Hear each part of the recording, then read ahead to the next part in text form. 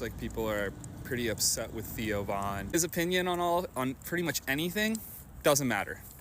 He's a comedian. You hear this kind of take online a lot, that like Theo Von and Joe Rogan and all of them, their opinions don't matter. But there's a difference between shouldn't matter and don't matter. And I'm not like moralizing or telling you whether their opinions should matter, I'm just telling you that they do. When Trump delivered his victory speech minutes after winning the 2024 US presidential election, he called Dana White on stage. Dana White proceeded to shout out specifically Aiden Ross, Theo Von, Joe Rogan, you get the picture, right? It was kind of an acknowledgement of the power that these guys hold with respect to our information ecosystem. Now, to be clear, I'm not saying that Theo Von is a good guy or a bad guy. I'm not moralizing about his content. It's entirely possible that he was just as surprised to hear his name set up there as anyone else. But the reality is, whether they want it or not, and whether we intend it or not, the people that we consume the bulk of our information from have a ton of power to shape narratives. And I don't know that Theo Von wants that level of responsibility, okay? But the fact that he got this shout out on the stage right after Trump was elected goes to show the power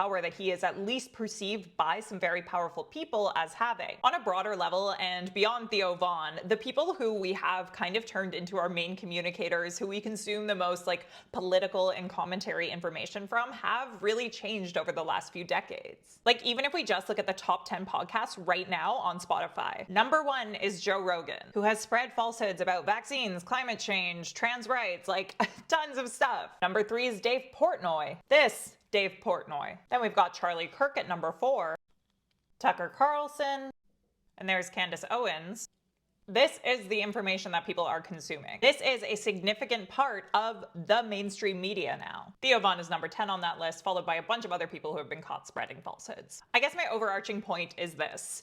Just because somebody shouldn't be listened to or is a comedian doesn't mean they aren't being listened to or shaping public opinion. And until we recognize the reality of our information ecosystem, we can't do anything to make it healthier. What do you think of all this?